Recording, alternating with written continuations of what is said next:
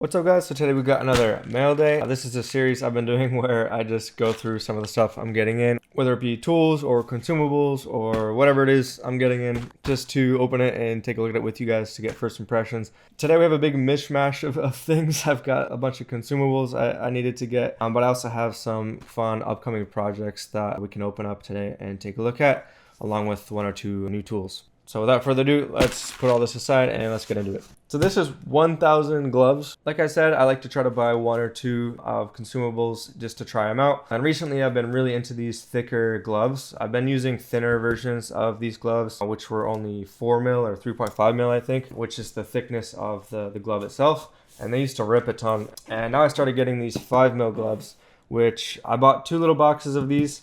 And I'm really happy with these, so I just bought 1,000 because I'm going to go through tons and tons of these. The whole point of me buying this is I know what to expect, but we can still open it and take a look. And it's coming just in time because my last box of gloves is running out. But there we go. There are the gloves. These are, again, 5 mil. I mostly just want to never have to think about it so that I can just grab a new box when I need one. So there's that. I always recommend buying your consumables in bulk. This is something I actually already opened because I couldn't wait to start using it. But as you guys know, I normally use Kim wipes. I love Kim wipes for like delicate things. But one of my viewers recently turned me on to getting these clean room wipes, which are a bit thicker. And I found I really like both of these for different purposes. So I've just been keeping both of these on my desk for various things. I love these thick ones for like cleaning tools, cleaning my desk, and working on boards where I need to mop up like more flux, stuff like that. Whereas this is really nice for like trace repair and things you need to be more delicate with or trying to get in smaller areas. But the problem with these clean room wipes is they come in this big bag of like a ton of them, and they don't come in like a box like this that you can pull them out of nicely. It's just a stack. And previously I just sort of had these loose laying on the table, but I wanted something to hold them. And I finally found this, which is perfect for them. Look at this. It fits so nicely. And the best part is when you buy clean room wipes, they always come in like 4 little piles like this.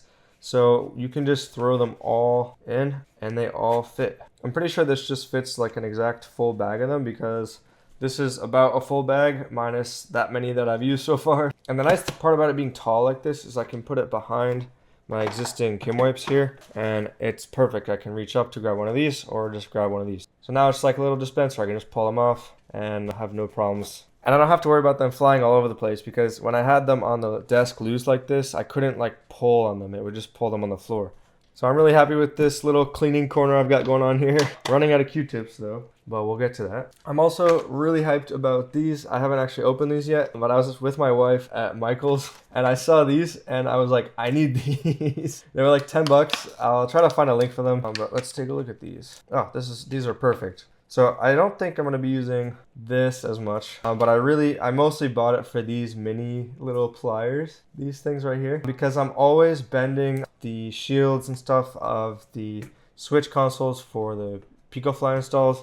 And when I usually do that, I use these, but they're not very ergonomic and I don't like storing them in my thing over here. And I don't use them enough for it to warrant taking up so much space in my little like holder I have. I'll put a link for this holder if you guys are interested in the description. I don't think I ever linked to this even on my tool video, but I really like this little holder. It just has all my little tweezers and pliers and brushes and things. These actually might come in handy for bending wire and stuff like that if I'm ever working with some larger wire. I probably won't use these as much because these aren't very precise. You can see the tip of these compared to the bent precision cutters I have from Hacko. You can see they're a lot more precise. So I probably won't be using these much, but I thought these mini pliers were awesome. So I'm just gonna throw these right here or something. I'll put these aside, but I might end up using this little one more than I think. And if so, I'll take it out and keep it out. I'll be honest, these particular ones don't feel like very smooth. You know, they work and stuff, and it's gonna be plenty for what I need to do. But I might go for ones that have like 2 springy things in the middle instead of 1 like this, because these just feel like quite a bit of friction here. So they don't feel super nice to use, to be honest. But they'll still do the job for now, and I'm much happier having these than these massive pliers, which I am going to actually take out of the holder there because I don't really want them because they're taking up lots of space. Okay, next, let's take a look at this. So we've got some, oh, they come in different packaging now. we're gonna have to see how these compare to the ones I normally get, but put that aside for now. I've also got a nice big tube of thermal paste. As you can see, I am running out pretty quickly of this stuff. Getting down to the last few drops, so I needed to pick up a bit more. If you're a repair shop, definitely pick this stuff up in bulk. You're gonna end up paying significantly less for this stuff if you buy the larger tubes. They do give a decent discount on the bigger tubes of it, and I go through quite a lot of this stuff, and I don't want to have to think about it. Like when I'm taking apart or putting back together consoles, I always want to replace the thermal paste, and I've never had any issues with MX4. I always buy this stuff from a reputable source on Amazon, from the actual Arctic store on Amazon, because if you buy any of this stuff on AliExpress, it's all fake and doesn't cool nearly as well as this stuff does. So there's that. And then we've got our fume wipes. I always buy these in boxes of 3. I probably go through one of these every month and a half or so. So always nice to have extras of those lying around. Let's take a look at the thermal paste here. I just want to see if it's the same tube. Let's take a look. Nope, same exact tube. So this is quite a lot of thermal paste. This is going to last you a nice chunk of time. And now to take a look at these. So I'm a little worried that they changed the packaging on these. I'm hoping it's the same ones. Okay, it does look like they're the same ones. They don't come in the little nice packages anymore, which is too bad. They're all just sort of like shoved in here. Let me just snag one of these and we'll compare it to my existing ones. All right, so the one on the right here is the new one I just got, and the one on the left is my existing ones. They look exactly the same to me. I think the stick on this is a little bit thinner, but it actually feels more sturdy, oddly enough, even though it's thinner. Like if I press down on them and try to bend them, this one bends more than this one does, or easier at least. And I think they're also a little bit longer. But yeah, the tips look compacted in the same way, so I'm happy about that. Yeah, and based on this box here, they do look very, very consistent, so that's good. Just gonna try to cut like a little spout, for lack of a better word, and maybe this way I can just kind of like dump them in. Okay, that didn't work whatsoever. Okay, yeah, this is not the way to do it, but nonetheless, we have Q-tips. Yeah, these are definitely more, like the stick part is more sturdy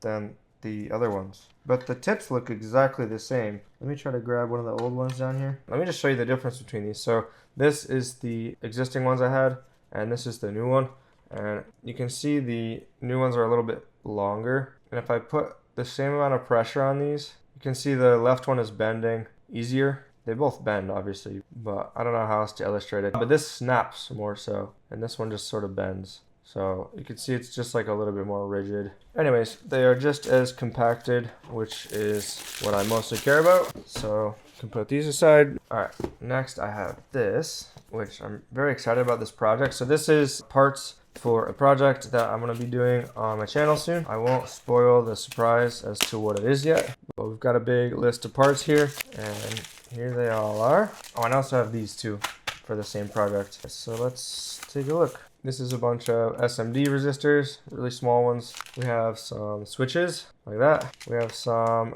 diodes in there, and we've got some ceramic capacitors, and then we have more SMD resistors. Now I have 2 different Picos, Raspberry Pi Picos. This is the Pico 2, so this is going to be for the project as well. And I actually ordered 2 Pico 2s, but they gave me instead a Pico W. So this one has a wireless chip on it, and it's actually more expensive than this one, so I don't know why they sent me this one. You can see it's labeled here as a Raspberry Pi Pico 2, but I got Pico W instead, and you can see the other label over here says Pico W, so I don't know, that just must have been a mislabeling on their part. But fortunately, both of these actually do function for what I need them for, and I almost actually did buy a Pico W in order to demonstrate one of the features of the tool that we're going to build in a different video. But this is going to be for later on. And I also bought these little mini heat sinks, and these are going to be for the Pico 2, because we're going to be putting this thing under quite a bit of stress. So that's why we got these little mini heat sinks. And then also for the same project here, we have 25 of these little Texas Instruments ICs right here. So this whole pile of stuff is for a upcoming project video that we're going to be doing, where we're going to be building a tool for ourselves that's going to hopefully help us with repairing things like switches and PS5s. So look out for that upcoming video.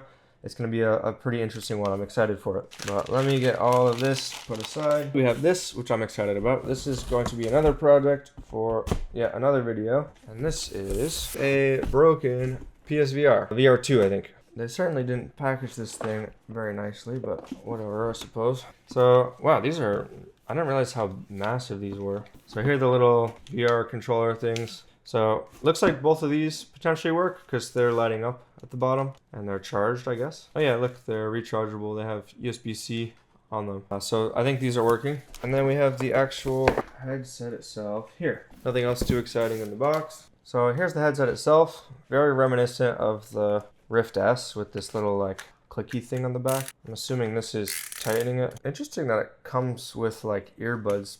That's a very strange choice on Sony's part. So I'll definitely want to replace these tips and give them a nice clean. But the headset itself is supposedly broken, and I don't know what is broken on it. When I asked the seller, they said they don't know, they just tested it and it didn't work, whatever that means. So I just decided to pick it up because I thought it'd be an interesting repair. So I know sometimes these little cables can break, but this side of this cable seems fine. I think it's normally the other side that ends up breaking. This side of the cable, which is USB-C. So anyways, I'll leave all of the testing to a separate video where we're going to be taking a look at this, seeing what's wrong with it, and trying to fix it. So keep an eye out for the video of the PSVR repair. And I've also got a video coming up with all of those parts that I got where we'll be assembling a pretty cool tool that I'm really excited to show you guys. And I'm really excited to start using for repairs. So I appreciate you guys for watching, and I will see you in the next video. Peace.